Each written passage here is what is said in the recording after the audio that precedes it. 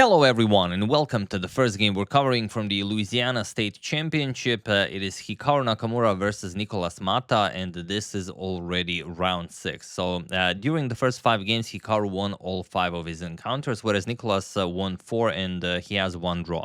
So if he takes down Hikaru here with the black pieces, he will be leading the tournament. Now, a lot of you are probably thinking, why is Hikaru playing the Louisiana State Championship? Surely, he has better things to do. Well, in order to qualify for the next FIDE Candidates tournament, you have to occupy one of the 8 available spots. Fabio already has taken one. He won the FIDE Circuit 2024, and there are 7 more available. And if you don't want to win a big tournament or qualify within maybe the being in the top 3 of the FIDE Grand Swiss, you have to qualify via rating. And since Hikaru is already the highest rated player, all right, Magnus is the highest rated player, but he probably will not play. If Magnus wants to play, then he can always play.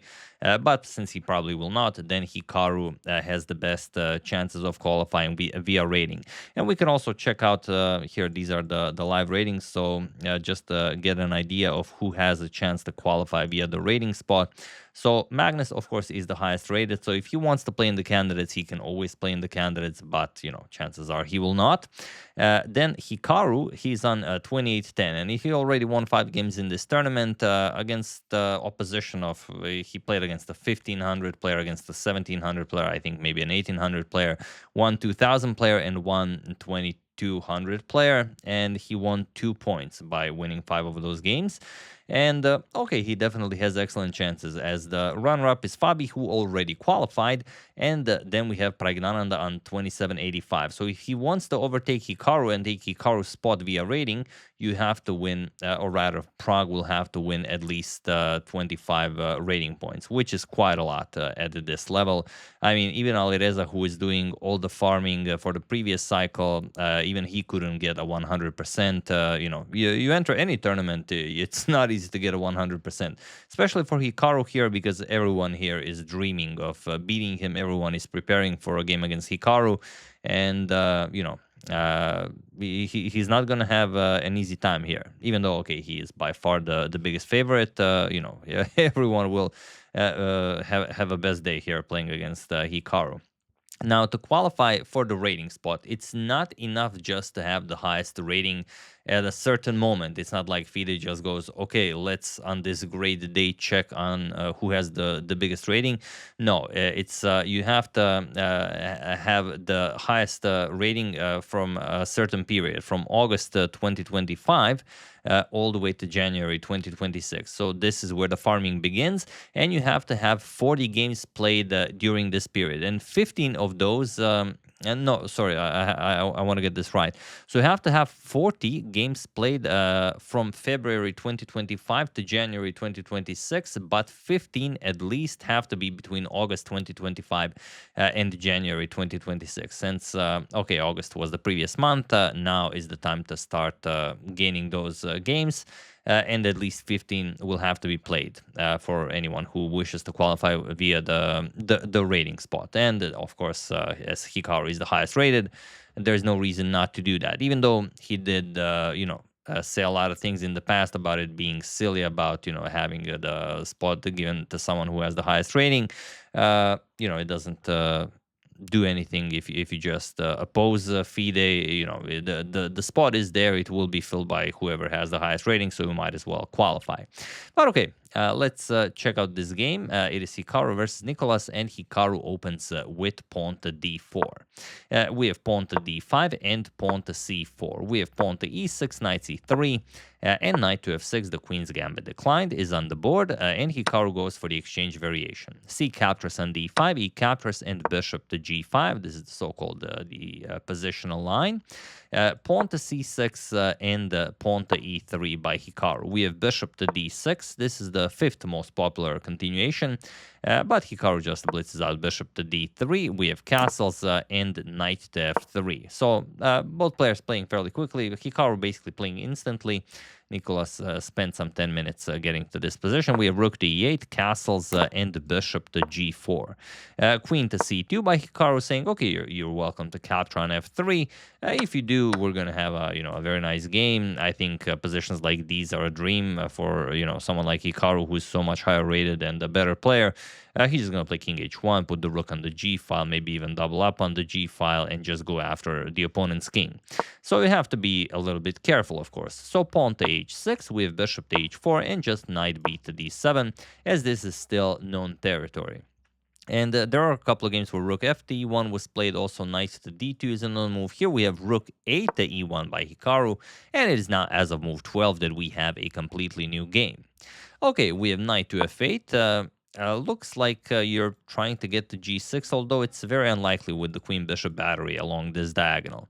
So the knight is basically there to, support the defense of the king side. We have knight to d2. Now Hikaru says, all right, you didn't want to capture it. Now you're not gonna be able to. And I'm preparing to advance the pawn to f4. It looks like he's preparing pawn to e4, but not really. We have bishop to h5, and now pawn to f4. Pawn to e4, although it looks very natural, it can easily be countered with g5. And now after bishop g3, you trade off the bishops, and now you just trade on e4. And you can trade pretty much everything. Knight captures, or even better, this knight captures, and after knight captures on e4, and now queen captures on d4. You're going to lose this d4 pawn. And while it can be played, there's no reason to do it. So Hikaru just plays pawn to f4. We have pawn to g5. Nicholas playing in great style here. And even though Hikaru was blitzing out moves in the beginning, he's now starting to burn time as well. Bishop to g3. Knight to g6. Now the bishop helps out with the defense of g6 as well. Bishop captures, attacking Hikaru's queen, and Hikaru goes back. Queen to d1. We have bishop to d3, putting pressure on the rook, and rook to f2 by Hikaru. And now it's hard to find a continuation here, or rather it's not if you consider your previous move not to be as great. So you just have to move the bishop back. Let's say you play bishop to g6, and now after, let's see, Hikaru plays knight f3. Now you play b5, threaten b4, and either Hikaru stops it, and then you play a5 b4, or Hikaru plays something like knight e5. Then you get b4, f captures on g5, and the entire position opens up. Something like bishop captures on e5, knight to d7 attacks the bishop, let's say knight e2, h captures on g5, rook e to f1, doubling up on the f file, knight captures, d captures, and rook captures on e5. You get something like this where it's fine for both players. Depends on what kind of a position you prefer. Black could even be a little bit better here. But after rook f2, Nicholas said, okay, I like my bishop on d3. He closed the position with pawn to g4. And this allows Hikaru to take the initiative. It's very easy to miss this move. So, we have to think about what Josh Waitzkin taught us in the old Chess Master series, to solve this one. So what would you play here with white? You have to ask yourselves, what is or how did Josh Waitzkin phrase it? The square left behind. And the square left behind in this particular position is the h4 square. The pawn on g5 was guarding h4, but now by playing pawn to g5, okay, it's not left behind, sort of it's right next to it, but bishop to h4, which was not possible a move ago. So it's something in your own game. So, when you play a move, check which squares were left behind. Like you want to move a knight, okay, knight was covering these squares, let's check if they're maybe relevant. But yeah, bishop to h4 really puts problems in front of Nicholas. The problem is the threat is just captures and queen captures on g4, which would be bad for black. And if you just play bishop e7, doesn't really help. You're still just going to capture and lose that g4 pawn. So the only move that makes sense is pawn to h5. The move that really makes sense is bishop to b4.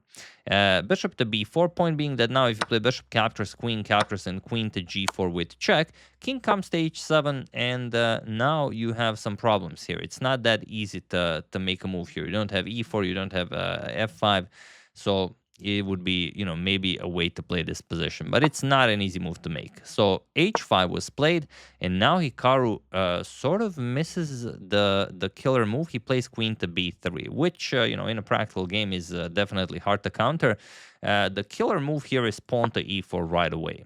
And the point being is that, okay, now you have to do something about that pawn. Let's say capture, knight d captures on e4, d captures on e4, knight captures on e4, and now you have big problems here. Your knight is hanging, and it doesn't help if you defend it, because then just knight captures, bishop captures, you eliminate the rook, rook captures on e8, queen captures, and you pick up a full bishop. So something like that.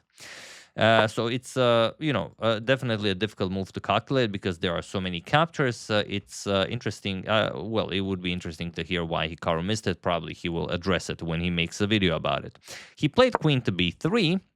And there is a way to challenge this move. Again, it's not easy to see, but maybe let's try practicing it. How would you defend against queen to b3? That is the real question here.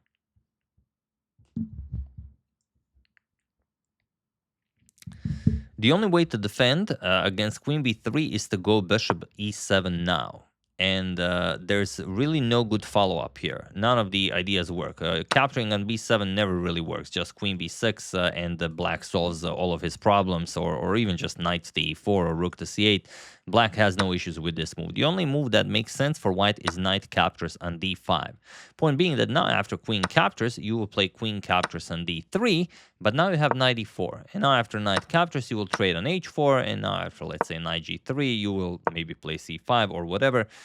These are all very, very hard and unique moves for black, but it is possible to defend.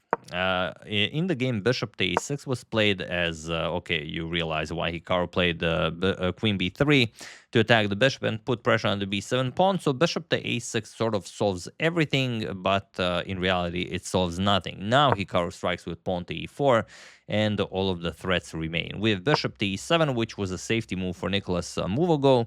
Now it no longer works. Pawn to e5 by Hikaru, knight d7. Hikaru trades on e7, captures, and now knight to f1. And you really don't have anything to show for here. You've just weakened your king side, and Hikaru will slowly but surely pick them off. We have bishop captures on f1, preventing the knight from also entering the attack via the g3 square. Rook captures on f1, or rather rook f captures on f1. We have knight to b6 and queen back to c2. We have queen e6 and pawn to f5. There's no real way to stop that. He played queen e6 probably to stop e6, which would weaken the g6 square. So it makes sense, but it also allows Hikaru to just storm those pawns forward. We have queen to h6, pawn to f6, and knight to d7. We have pawn to h3, now opening up the path towards the black king. G captures on h3, and now queen to f5. And this is the reason why I chose the quote above the board, even though it doesn't really hold, to avoid losing a piece, many a person has lost the game. Here, knight to f8 was played, sort of saving the knight. Maybe a better attempt was h captures on g2. It's still winning for Hikaru, but, you have to play it precisely. If captures, you would have to go rook f3, and then after rook e6, looks like, okay, you've stopped everything. Now comes to rook e2 with the threat of captures. King h8, rook captures on g2, and now after rook to g8, you would have to find all of the precise moves. So rook g3, captures, and now after, let's say, queen h7, you either trade or you don't. Probably Hikaru wouldn't because there's no reason to, but the position is so good that you can even trade. Rook g7 check, king moves, you capture on f7. The knight is hanging, you have two connected pass pawns. Even though the material is equal, not really. The knight has to move, then you lose all of these pawns and it's game over. So maybe it was a better attempt, but against Hikaru, I think it's all the same. He played knight to f8, and now, he just has nothing. Queen captures on h3. We have rook to e6. We have rook to f5 by Hikaru going after captures and checkmate. Pawn to h4, and now knight to e2. We have knight to g6 and rook e to f1, doubling up on the f-file. Queen to d2, so you don't get your queen trapped, and maybe you can, do some damage here. But still, just queen g4. From Hikaru, we have king to f8, and now rook to g5. And that's all there is. Queen to e3 check. We have rook to f2, queen to e4, offering a queen trade. Hikaru just played knight f4, and he was in this position on move 38 that Nicholas Matta resigned the game, as there is nothing more to be done here. You have one check, and once you give that check, okay, maybe you have two of them, rook f1, queen e3 check, and now king to h1. That's all there is to it. You cannot capture the knight, as the rook to g8 is checkmate, compliments of the pawn on f6. And if you try to run away hoping for knight captures on e6, you can even play rook captures on g6. I mean, everything is winning here. You can't recapture because queen captures, and then the f-pawn starts marching forward. Queen e7 check, f7, with f8 queen or rook on the next move, just being completely winning.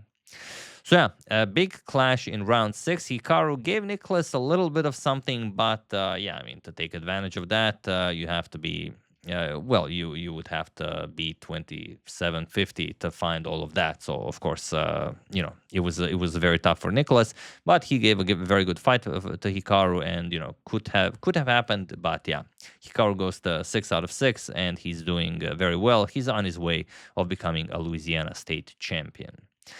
And of course, improving his chances of qualifying for the FIDE Candidates Tournament via the rating spot. So yeah, we'll be following what happens. Will someone be able to, you know, find the crack in Hikaru's armor, or will it be a full 9 out of 9? We'll see. We'll see how it goes for Hikaru. So yeah, that's the game. Hope you guys enjoyed it. What do you think? Should FIDE keep the rating spot? Is the, you know, qualification system completely flawed? Is it, you know, mostly nice and fine? And should we just fix some of it? Should there be, you know, a completely different way of qualifying? Do you have any cool ideas? Maybe I can, you know, send them over to FIDE. Maybe they take them into consideration. Who knows? Comment on that as well. So, really hope you guys enjoyed it. I would like to thank Hernan Escalante Jr., Robert Kiefer, Edmund Freeman, Stephen Winford, and the Knight Master Bishop for a contribution to my channel. Thank you a lot. Really appreciate it. As usual, you can check 2 of my previous videos here. Thank you for watching, and I will see you soon, continuing to check up on your wonderful suggestions and whatever else happens in the chess world. Thank you all. I will see you soon, and have an excellent rest of your day.